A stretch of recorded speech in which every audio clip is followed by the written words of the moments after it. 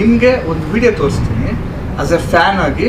So ಅಂದರೆ fan ಆಗಿಲ್ಲ, ಅವರು ಫ್ಯಾನ್ ಆಗಿ ನಿಮ್ಮನ್ನು ನೋಡಿದಂಥ ರೀತಿ. ಸೊ ಅದೇ ಪ್ರಶ್ನೆ, ಅದು ನೀವೇನು ಆನ್ಸರ್ ಮಾಡ್ತೀರಿ ಅಂತ.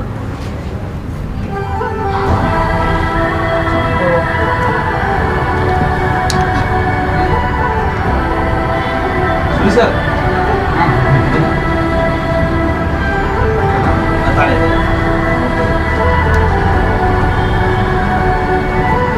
ಏನೇ ಕೇಳ್ತಾ ಇದ್ರು